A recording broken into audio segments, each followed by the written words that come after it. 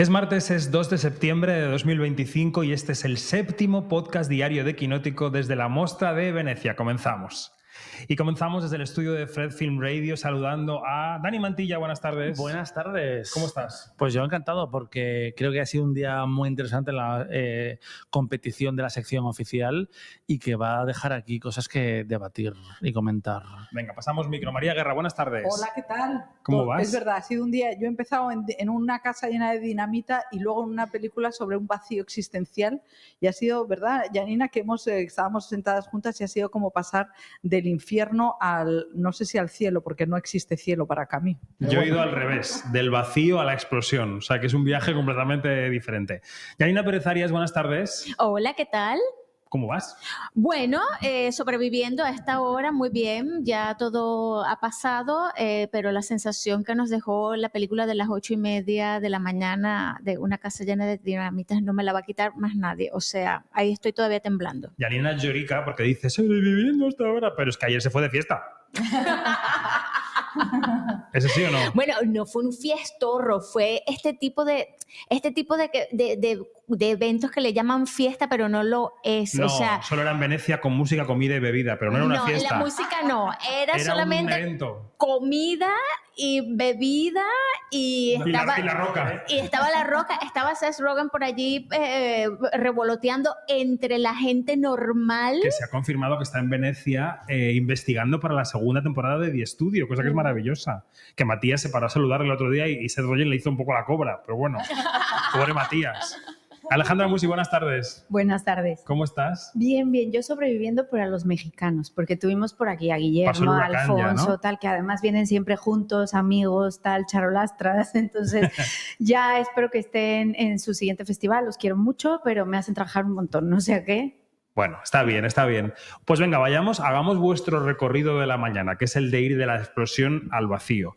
La gran película estadounidense de la jornada a competición, película de Netflix, tercera baza de Netflix en este festival, es A House of Dynamite, que en castellano, en España se va a llamar Una casa llena de dinamita, by Miss Kathryn Bigelow, que es una directora ganadora del Oscar. La primera. Que se ha acercado a la realidad estadounidense más cruda con películas como En Tierra Hostil o como La Noche Más Oscura, o sea, The Hurt Locker y Zero Dark Thirty, para los que tenéis idiomas, y que aquí elabora un thriller contrarreloj en tres tercios de película, que son diferentes puntos de vista mezclados sobre un ataque nuclear en el territorio estadounidense, ¿no? Un misil que va a impactar contra Estados Unidos y cómo la maquinaria del Estado americano en todos los niveles se pone en marcha para impedirlo, y no voy a decir más. Entonces, venga, Dani, empieza tú con tu percepción sobre la película, va. Y todo esto sucede durante 3 actos de 18 minutos, que eso es lo que faltaba para completar y que ha hablado mucho Idris Elba hoy en la rueda de prensa al respecto. Es una película con la que Bigelow vuelve a la dirección después de 7 años. Se le habían caído proyectos... ¿Fue la última? Sí, en 2017, 8 años. Y yo creo que se nota un cambio de estilo, sobre todo en lo visual, porque sus 3 últimos proyectos eran con Mark Bowl, que era un periodista de investigación que tenía otro punto de vista, y Noah Oppenheim, que sí que había hecho el guión de Jackie, venía sobre todo... Y ha hecho el guión de la serie Zero Day. Sí. Con Robert De Niro, que ha sido estrenada este año en Netflix. Alguien vomita en la sala. Le ha hecho un 2x1. Bueno, pero que está mirando a lo que pasa en Estados Unidos, digamos. Y que es alguien que venía de las noticias, de programas de televisión como productor y que incluso en el 2017 llegó a presidir en NBC News. Y sí que creo que le da algo más televisivo a una película que, por otra parte, a mí me parece que es un espectáculo en el mecanismo narrativo. Sí. Cómo juega con el montaje, que es de Kirk Baxter. Por primera vez el montador de David Fincher trabaja con Bigelow, y me parece increíble cómo algo tan complejo, con tantas piezas que están en constante movimiento, se entienda tan bien, sí. Sepas dónde estás, por qué. Pero viene desde el guión también eso. El guión es un bosque completamente interrelacionado, una jungla de lianas en la que, además, yo tenía interés en pensar cómo han rodado esto para que las escenas cuadren, los zooms, las conferencias, tal. O sea, que hay un ejercicio de orfebrería y de ingeniería súper interesante cinematográficamente, yo creo. Sí, y aparte la música de Volker Bertelmann, que se ha hecho famoso y ya es un nombre en Hollywood después de ser descubierto por Edward Berger en Sin Novedad en el Frente, Conclave y demás.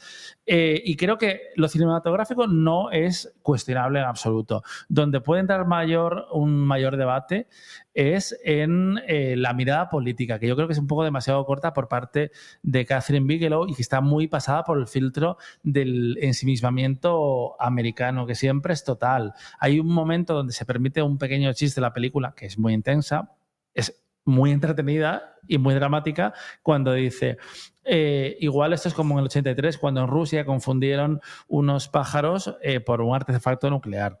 Eso es una referencia a Rusia, ¿vale? A lo que no referencias es que Estados Unidos es el único país que ha lanzado una bomba nuclear en la historia del mundo. Quiero decir, como que se queda un poco corta y se centra en la amenaza desde un punto de vista demasiado entretenido hasta cierto punto. Demasiado espectacular, perdón. Vamos a decir que en el reparto están Idris Elba o Rebecca Ferguson y le toca a Alejandra.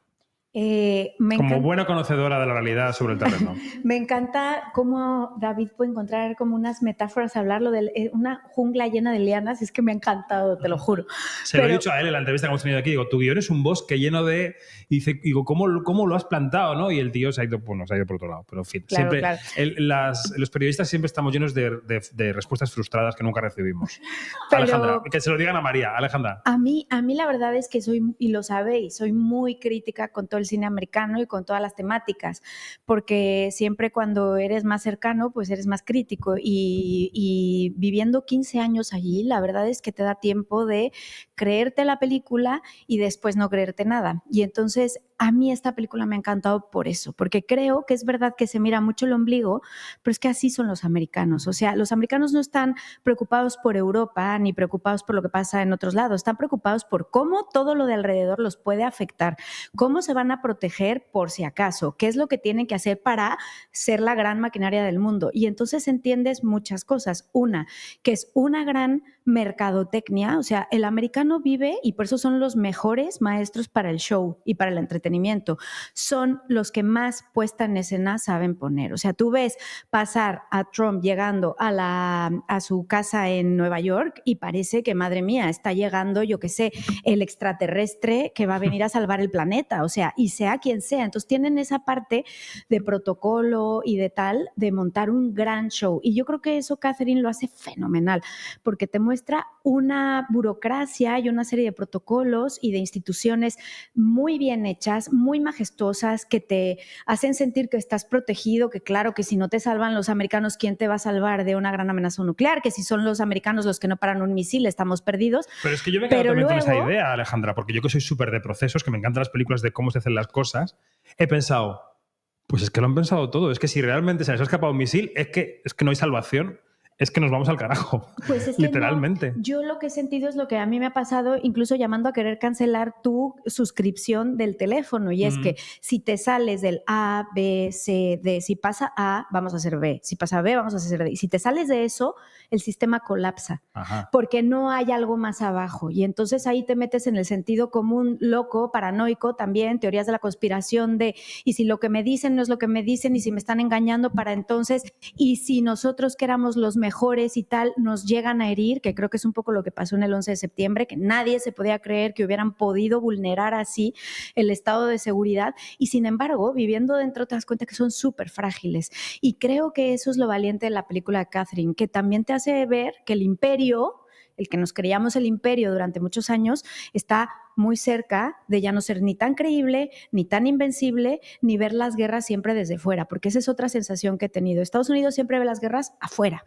y las bombas no les caen dentro, muy pocas veces les han caído, muy pocas. Y aquí es como, y si ya estamos en un mundo en el que sí son vulnerables, en el que sí les puede llegar a ellos, y creo que esa es la tesis más interesante. A ver, María. Yo tengo la sensación de que, bueno, que los americanos que hoy en la sala de prensa me ha parecido a mí la rueda de prensa en la que ha entrado Catherine Bigelow y que le han aplaudido más, yo creo que más que a Sorrentino, y ella se ha quedado un poco cortada, se ha tapado la cara y tal. Creo que los americanos han hecho una película para sí mismos y tienen un poco el efecto invernadero. Ellos nos han mostrado cómo son por activa y por pasiva. Entonces nosotros estamos muy hartos de verles. Y a mí esta película me parece que en lo visual tiene el problema del arquetipo. Tiene todos los arquetipos que conocemos. La gente guapísima, con su niño con fiebre, el general viejo. Entonces, es una película que me resulta ya televisivamente muy conocida y luego va a tal velocidad que a mí me impide pensar. Entonces, yo me estaba acordando todo el rato, que eso lo decíamos en la videocrítica, en el primer capítulo de Apagón, que dirige Sorogoyen, que hace un thriller de despacho increíble, con unos señores normales y que tú entiendes todas las implicaciones. Y yo creo que a mí esta película me superaba por estos lados. Luego, evidentemente, tienen el pavor. El cine americano está metido en un mundo de pavor y no quieren en absoluto decir que son anti-Trump para que los espectadores no se asusten. De tal manera que, bueno, es verdad, me gusta mucho lo que dice Ale, de que ellos son su protocolo y esto podía pasar con tres presidentes, pero no hay ninguna referencia a lo que esta bomba, por ejemplo, ahora hay una cosa interesante y es que solamente hablan con sus enemigos, porque esto está hecho por un periodista, evidentemente. Aquí hay patadas para todos los lados y los republicanos se llevan muchas patadas, entre otras una muy importante. Donald Trump está despidiendo a miles de agentes de muchísimas agencias estas de investigación y tal, y luego resulta que todas las películas de la grandeza americana se basan en el pilar que es sus funcionarios, que son sus ejércitos y son sus agencias de inteligencia. Entonces, claro, a mí he salido divertidísima, me ha parecido muy divertida. Creo que el espectador normal va a meterse en el túnel de la bruja y luego le vas a decir de qué ha ido la película y a lo mejor no queda tan claro como lo que ha dicho Catherine Bigelow. Es esto, ¿quién está tomando la decisión? ¿Quién está tomando las decisiones? Y claro, pide por la eliminación de las armas nucleares, que ya es bastante, porque esto con Oppenheimer no se habló tan claro. Entonces, por eso creo que como Estados Unidos está metido y el Hollywood en ese miedo a decir las cosas, está también tratando a los espectadores como si fuéramos un poco tontos, ¿no? Entonces yo me siento un poco así. Y denota un cambio de era, porque en las películas que citaba de Catherine Bigelow, tanto en Tierra Hostil como en Zero Dark Thirty, había un enemigo. En algún caso un poco inventadillo para justificar la respuesta ante el 11 de septiembre o ante el tal. Pero había alguien a quien mirar, alguien a quien oponerse, ¿no? Y aquí la película retrata el estado de locura y caos que supone no saber quién te está atacando. No saber, o sea, que el resto del mundo se convierte inmediatamente en enemigo. Porque, claro, tú ves ese mapa que te enseñan en la película con un montón de puntos rojos en todo el mapa, que había varios en España y en Italia. Es que, claro, en ese libro que lleva el marine que va con el presidente, que es un libro gordísimo con todos los objetivos nucleares que puede atacar, ahí está todo el mundo pintado. El M08 igual es Moscú, pero el E27 igual es Guadalajara, España. Entonces, quiero decir que todos estamos en ese libro. Y si un día se inventan que Cuenca ha atacado Boston, pues a Cuenca que volatilizan. Quiero decir que eso, o sea, me parece que está bien que se vea que Estados Unidos es como un animal acorralado mirando a todas partes. Y los aranceles van un poco por ahí también, ¿eh? Ese reparto de todos nos atacan, nadie nos quiere, tenemos que hacernos valer, en fin, somos un paria, cuando han sido todo lo contrario, ¿no? Perdón, Janina, que te he usurpado un poco el turno. No, guardando las distancias, ahora que dices de ese enemigo que no se sabe la identidad, me recordó mucho a Top Gun 2, que ahí hay un enemigo que no es identificado. Y fíjate que antes en las películas hasta de los 90, de los principios de los 2000, sabíamos quién era el enemigo, bien sea un alien o una fuerza del universo más allá de la galaxia de por aquí, o o los rusos, o los chinos, o los norcoreanos. Pero aquí no hay ningún enemigo, digamos que no se identifica. Hay dos cositas que a mí me encanta ver, haber estado viendo la película y hacer esos como hilos de la realidad, ¿no? Del aquí y ahora. Lo que decías de los despidos ahora de los agentes, digamos de estos civil servants, ¿no? Que son las hormiguitas del imperio. Hay un personaje que está luchando, que es el personaje que es una mujer negra que trabaja en una de estas agencias, que es en la agencia de evacuación, que está por ser despedida. Y resulta que es a la que su jefe le ha mandado porque hay como listas, ¿no? de estos de agentes o funcionarios que van a ir al búnker, ¿sí? Y ella, aunque que es la cosa como que más ilógica de esta tierra, a ella su jefe la ha metido en esa lista hace 10.000 años cuando ella empezó a trabajar allí, y va a ser una de las despedidas. O sea, es una cosa como que un súper absurdo, pero que está allí. Y hay otra cosita, y es que últimamente en Estados Unidos, que Alejandra lo debe saber mejor que yo, se han disparado las ventas de búnkers. ¿Sí?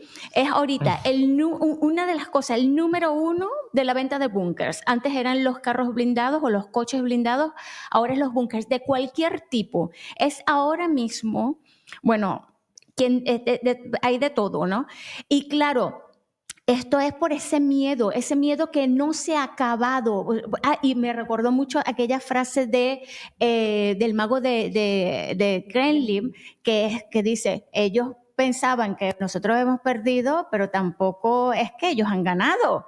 Y ahí está, o sea, la Guerra Fría per se ha pasado como que ha tomado como que otro nombre, ¿sí? Y la cosa es que no sabemos qué nombre ponerle. Eso es lo que yo creo que nos quiere decir también esta película.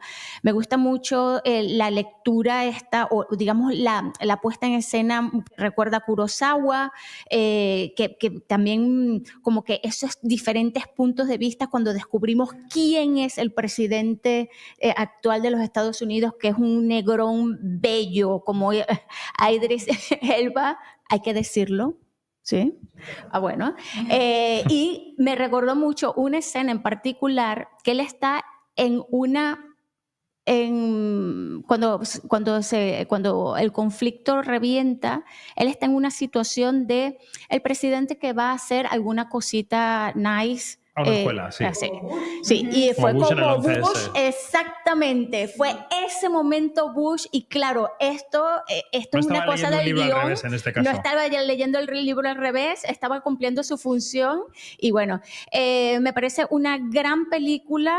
No sé qué va a hacer Netflix con esto, porque esto es una bomba de relojería en la mano de Netflix, y estoy súper curiosa cómo la van a vender, a dónde va a llegar, cuántos espectadores va a tener y cómo va a ser la resonancia, sobre todo en Estados Unidos. Bueno, es una buenísima reflexión porque han traído 3 películas que por vías diferentes van a atacar a la bestia, ¿no? Jake Kelly es la vía 1, Frankenstein la vía 2, A House of Dynamite la vía 3, y por las 3 vías van a intentar llegar a coronar el Monte Everest. Bueno, Alejandra quería también, no sé si quieres decir algo de los premios. ¿Dani? No, quería decir de otra cosa. Pues entonces no. Alejandra. Bueno, yo tampoco voy a decir de los premios. Oye, de los premios, ¿puedo Dani, ir o no? Venga, vale. Pero luego, Alejandra. Yo no tengo muy claro cuál es la apuesta ganadora de Netflix después de pasar por Venecia. Quizás hay que esperar al palmarés para ver si apuntalan a una, porque Jake Kelly salió regular de aquí, pero después en Telluride la han puesto mucho mejor, y es una película que va a funcionar bien con la industria.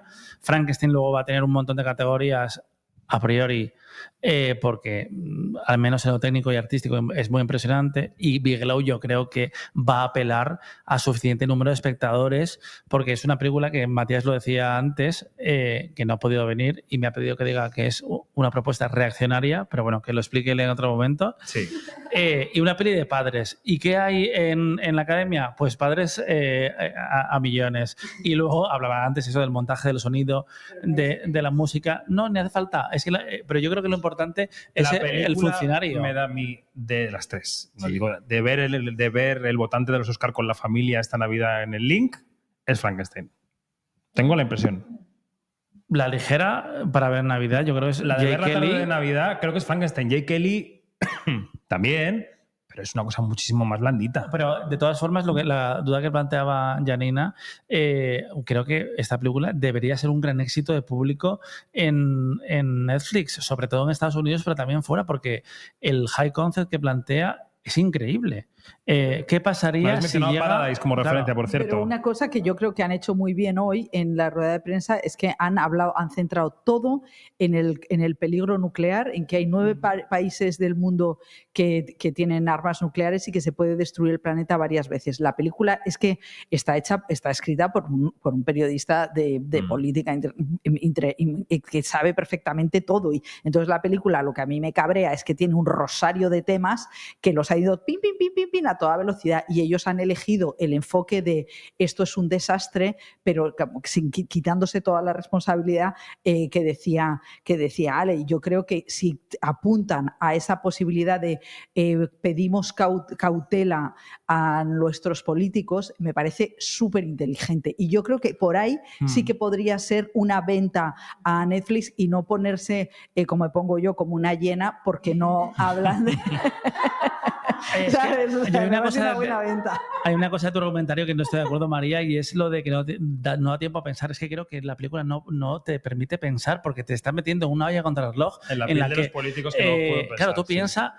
Es normal que tampoco se pongan a pensar en ese momento, oye, ¿es Estados Unidos la culpable? Tienes 18 minutos antes de tomar una decisión. Es que incluso ves al presidente de Estados Unidos que le pregunta al jefe del servicio secreto, ¿cómo tomo una decisión? ¿Qué hago? Y creo que la reflexión tiene que venir después, al terminar la película y al no recibir respuestas, que yo creo que esto es algo interesante que hacen Bigelow y Oppenheim, y es que ¿de qué serviría decir quién ha tirado el misil o qué ha pasado después? Lo importante es recortar y plantear al mundo que estamos favoreciendo una crisis nuclear. Pero es una cosa muy bonita, muy interesante que has dicho antes, es que Estados Unidos es el único país que ha tirado 2 bombas nucleares y que se comporta como si esto fuera un mal externo. Y entonces quiero decir, esa desresponsabilidad es lo que a mí me fascina, ¿no? Me fascina el poder que tiene de convicción, de seducción, de lavarnos el cerebro. Entonces, claro, yo reconozco que entro en estas películas como si fuera con una cacharrería, con una ferretería de armadura, ¿no? Porque digo, es que me están llamando tonta todo el rato, y me sorprende cómo veo que los compañeros americanos es que estaban que se derretían, y yo decía, madre del amor hermoso, que hasta se veía una foto de Zelensky al pasar, o sea, todo era de verdad, es una película que te ametralla con preguntas. Estaba Eso lo Alejandra en el reconozco. turno hace 3 horas. Nada. Que yo lo único que quería decir que me parece muy inteligente de Bigelow es que no te pone el dedo con solo una situación específica actual. O sea, para mí te habla de que esto puede pasar con cualquier presidente que esté en ese momento con esa capacidad de decisión, porque juega con el espectador. No quiero hacer demasiado spoiler, pero juega con el espectador a que nunca sabes de qué presidente está hablando, porque hace guiños a un Obama, hace guiños a un Bush, hace guiños a un Trump, están todos en ellos. Entonces, también me gusta que no se trata de si es un republicano el que está en el poder o un demócrata. Es esta situación a la que hemos llegado como mundo, y sobre todo el poder que tiene un país como es Estados Unidos, o como es todo lo que se ha generado a nivel geopolítica y toda la confusión, de que si llega a suceder algo así, quien esté en esa silla del lado que sea, está en una situación crucial y que nos puede poner mucho peligro. Y eso también me gusta, porque no se le pone a una persona, se le pone a un sistema. No, y como reflexión ulterior, quien está en la silla importa. Es decir, cuando tú eliges a un señor para que esté en la silla, está para recortar el Departamento de Educación y para decidir cuándo se da el botón o no. Pero bueno, también le ponen con la noticia viajando de un lado a otro, que también es verdad que esas cosas pasan, ¿no? Y entonces claro. Es verdad que la película tiene, o sea, es que tiene tantas sugerencias, luego tiene algunos matices muy, muy sensacionalistas, como una guerra de confederados, que es un poquito por tontos, y la cosa. Claro, un poquito que si el dinosaurio, sí. O sea, tiene de todo, porque tiene su parte Netflix, entonces, bueno, que es un producto muy interesante y me sorprende porque Netflix no son tontos y evidentemente el tema de las estrellas también ha debido pasar y tomar la decisión de que no estén, ¿a qué corresponde, Dani Mantilla? ¿Por qué decide Netflix que no haya estrellas en esta película? Porque, porque no Elba está 4 minutines. Yo creo, y es el único personaje que tiene un arco más grande porque interpreta al presidente de Estados Unidos. Sí, porque Rebecca Ferguson desaparece. Yo creo que lo importante es el concepto en este caso y que a veces poner a estrellas en personajes que deben ser funciones como anónimas le das una importancia que debe estar centrada en el relato. Creo que hay historias que necesitan una cara y otras que no. Venga, Janina, que estabas con sí, el dedo levantado. Es que hay una cosita. Esta película es súper realista porque detrás de esta película hay unos asesores que son general 1, general 2, general 3, general 4, general 5, ¿sí? O sea, han sido generales del ejército que trabajan, que han trabajado y que trabajan todavía en el Pentágono, en la Casa Blanca, quienes han asesorado esta película. Y eso me lleva a una de las escenas finales en el documental de Poitras que se llama Cover Up, del que estuvimos hablando ayer, que es que muestran una mesa en la que están unos militares de altísimo rango, también general 1, general 2, general 3, y dice el periodista Seymour Hersh, dice, en manos de ellos estamos. ¿Sí? Entonces, nos quieren a lo mejor vender que la decisión la toma uno, que es el que levanta el teléfono rojo, el que pulsa el botón rojo, pero ¿qué onda si no es así? Para mí el que no haya tantas estrellas como en todos esos eslabones es porque me parece que es como unas fichas de dominó cuando las pones todas juntas y entonces es esa cadena, van cayendo y todas tienen que ser más o menos iguales hasta que llega la última decisión, ¿no? Entonces creo que funciona muy bien porque nunca te estás centrando en alguien para ver qué es lo que va a hacer o decidir o tal, sino porque está brincando como la responsabilidad y las decisiones en todos. Entonces eso hace que se equilibre bastante. Es un poco mi sensación. Y es que cuando ves a Harrison Ford en Air Force One estás viendo a Harrison Ford y cuando ves a Idris Elba estás viendo al presidente de Estados Unidos que te han construido. Creo que las estrellas tienen cosas muy ventajosas para el cine y hay directores que saben utilizarlas muy bien para subrayar o llevar a otro lugar el mensaje de una película, pero creo que otras veces lo que hacen es despistar. Yo creo que sí que es interesante cómo subvierte la propia épica, o sea, toda la teatralidad militar que hemos visto tantas veces aquí queda totalmente hecha trizas, ¿no? Entonces, bueno, me parece que bueno, reconozco que a medida que la voy pensando me gusta más, pero me preocupa que se pueda hacer una película que despiste mucho, ¿no? Y sobre todo la sensación que yo creo que es un poco la sensación que nos quieren dar en el cine americano, y es que la culpa, o sea, no es culpa, es responsabilidad. Entonces, eso es que hay una palabra en inglés que es maravillosa, que es accountability.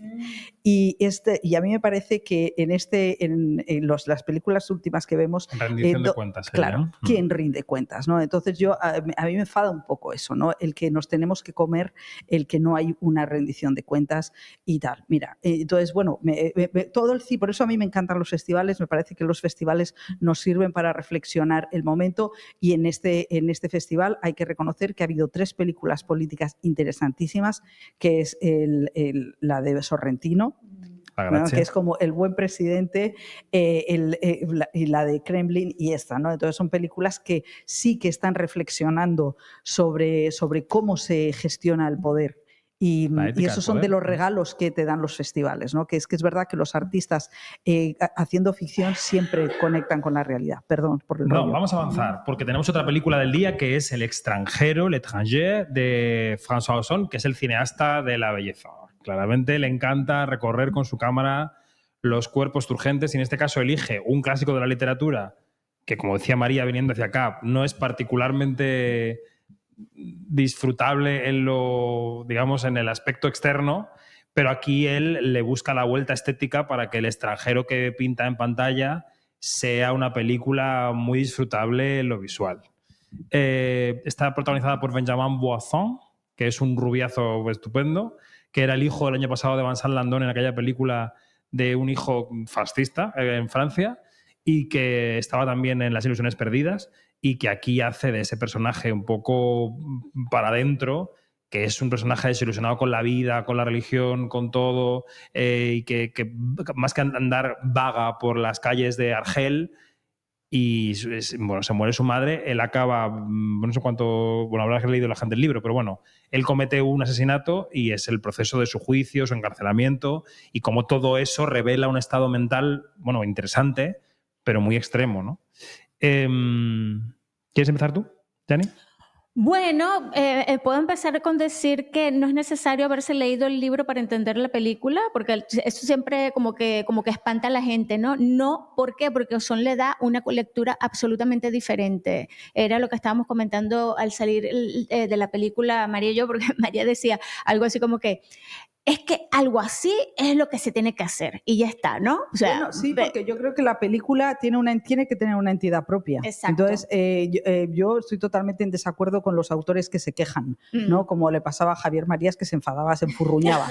Entonces, yo creo que esta película, que además ha sido interesante, que la hemos visto Janina y yo detrás de la de Bigelow, esta precisamente es una película existencialista en la que lo que le pasa al protagonista del extranjero es que es un nihilista total y mata por calor, porque es por pura indiferencia, porque es que no cree en nada, es el nihilismo total. Y entonces a mí me ha irritado, por un lado, que sea una especie del año pasado en Marienbad de Alain Resnais, una película hiper estética con un protagonista que parece un modelo de Prada todo el rato, pero sin embargo en la evolución del personaje hacia ese vacío total, ¿no?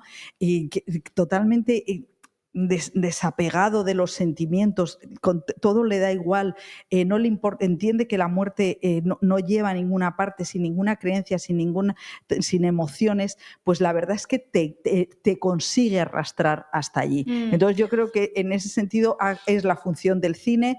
Quizá Ozon tenía pensando que, como Visconti también lo hizo, él también tenía derecho a hacer su reinterpretación chic de Camus. Pues es verdad que yo, que me leí el libro hace 40 y tantos años, lo recordaba como algo desabrido y tal.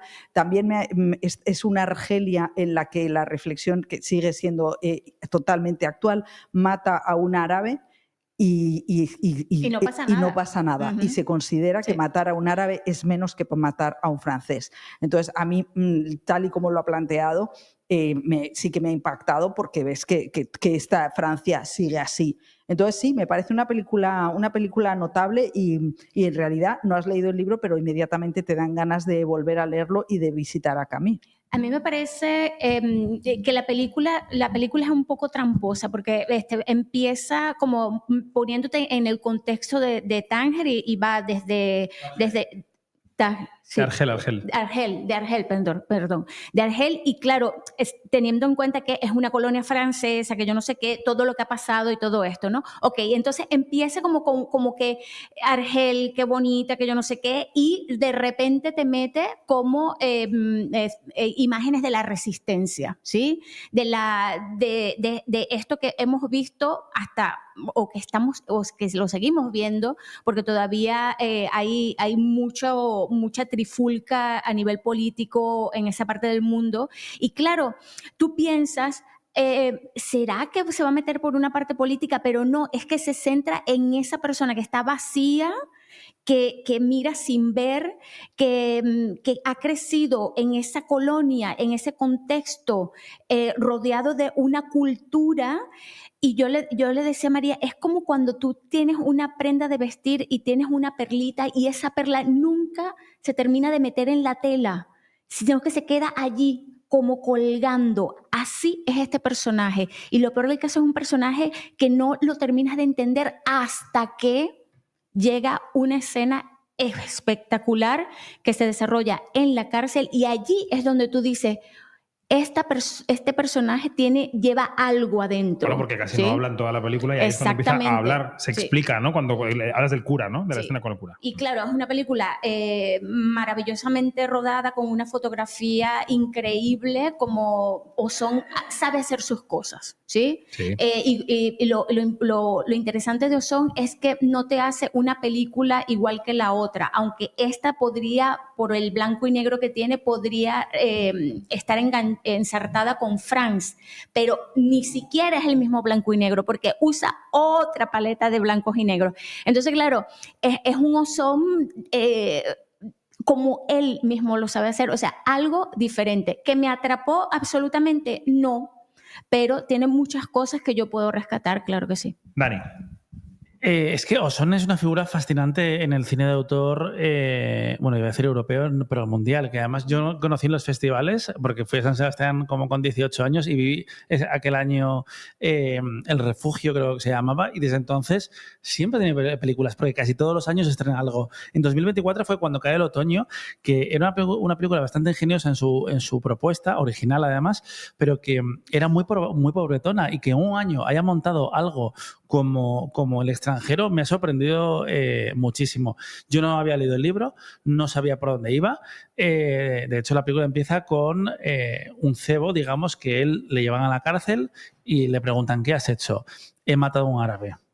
Y tú empiezas a ver a un personaje gris, guapísimo, pero gris, que plantea tres situaciones distintas para ya dibujar esa apatía. La primera es la muerte de su madre, a la cual acuden una y otra vez en el juicio porque dicen, es que no sientes, no reaccionas a que se haya muerto tu madre. Una vez más, ese funeral, las imágenes nos llevan a pensar que es que Argelia y Córdoba son lo mismo. Pues tú ves ese féretro pasando por delante de un pueblo en un páramo y dices, es que cualquier intento de que alguien piense que somos suecos es absurdo. Y luego hay otra situación con su jefe que básicamente le ofrece un ascenso y él le dice, no, gracias, estoy bien. Y tiene una novia o una chica con la que se reencuentra. Ella dice que es la novia, pero no sabemos. El día después de lo que pasa con su madre. Y él se comporta como un autómata, en realidad. Va a trabajar, tiene relaciones sociales sin ningún tipo de profundidad. Tiene una relación o varias relaciones sexuales con esta chica, pero no hay intimidad. Y es muy interesante como él lo explica de... El amor no tiene sentido, yo te echo de menos cuando te siento físicamente, pero si no estás no hay nada. Y ese, iba a decir estudio de personaje, pero no es un estudio de una emoción, de una apatía que no hemos visto, o yo no he visto muchas veces retratada así en la pantalla, y por eso me resultaba fascinante. El envoltorio también, que eso Ozon lo trabaja muy bien. Pero me gusta que hagan esta película en este momento, donde estamos tan superados por todo lo que pasa a nuestro alrededor, que al final nos anula esa hiperexposición salvaje que hay a cosas que no podemos entender ni podemos escapar de ellas. Es que y que de repente... Eso es súper muy bueno apunte, porque a mí me parecía eso. Digo, este hombre está tan anestesiado como mucha gente hoy en día. Claro, pero ahora al revés, porque es una vida normal, que tampoco sí, parece que esté pasando nada en Argelia. Y él está anulado. Y luego toda la parte del juicio, me encanta cómo mira Benjamin Bozan y cómo va descubriendo cosas que él no se había planteado porque está muerto por dentro y de nuevo se mueve como autómata. Y creo que él está fantástico en la película, la verdad, y que es una energía tan distinta a la que hemos visto en las Ilusiones Perdidas, por ejemplo, que creo que es un actor que va a ser muy importante en el cine francés. Pues ya nos queda muy poquito tiempo. ¿Queréis comentar rápidamente alguna película más que hayáis visto en las últimas horas? ¿El documental de Sofía Coppola, por ejemplo? Bueno, Janine y yo vimos el documental, no sé si alguien más, Mark by Sofía, que obviamente está hecho por Sofía Coppola. Es un documental que sigue al diseñador Marc Jacobs, que es, bueno, sabemos que Sofía es una amante de la moda y Marc Jacobs y ella son amigos desde hace mucho tiempo y es una carta de amor al diseñador realmente. Al principio comienza viendo cómo prepara una de sus últimas colecciones y todo el detalle con el que va buscando desde las telas, tal cual. Es muy técnico y al principio cuesta un poco entrar, pero después tengo que decir que Sofía te va metiendo como en la piel de este diseñador, tiene guiños muy bonitos a cómo crece con su abuela. Su abuela era un personaje interesantísimo, neoyorquino, muy privilegiado. La mujer, él explica que hacía sus días conforme a qué tienda iba a ir a comprar. Entonces iba a ir a ver Dor Goodman, entonces luego iba a ir a comer a no sé dónde. Si iba a ir a Saks Fifth Avenue, después iba a hacer tal brunch, ¿no? Y entonces, como estaba aburrida y no tenía más que hacer, pues compraba y se vestía y iba a buscar lo mejor de las cosas. Pero entonces te habla de esta cercanía de este creador con su abuela, y también te habla del preciosismo de Sofía Coppola, porque te va narrando, o sea, te mete como en esta preparación que es como muy un poco hasta austera y como complicada, pero luego te va metiendo como en un cuento de hadas en el cual empieza a cobrar vida pues los colores, las telas, la creación, la amistad entre ellos, el personaje que él es. Y otra cosa que me encanta del que fue director artístico de Louis Vuitton es que es un creativo increíble, loquísimo, que vive y respira de la adrenalina, y entonces este hombre que al principio lo ves como hiperobsesivo de los pequeños detalles, ves cómo luego te monta un show de 6 minutos en lo que él está buscando hacer una obra teatral bestial, movilizar a la gente a hacer lo que se le da la gana, unas propuestas interesantísimas, y entonces creo que logra llegar al arte de alguien que además es un artesano. Entonces, bueno, es muy interesante. Muy bien, pues qué ganas de verlo. ¿Algún apunte más? Sí, bueno, que lo de los procesos creativos está detallado, pero al mínimo, y eso es fascinante verlo. Y si creen que va a contar muchísimo de su vida privada, pues no, ¿sí? Okay. Y tampoco hace falta. Okay.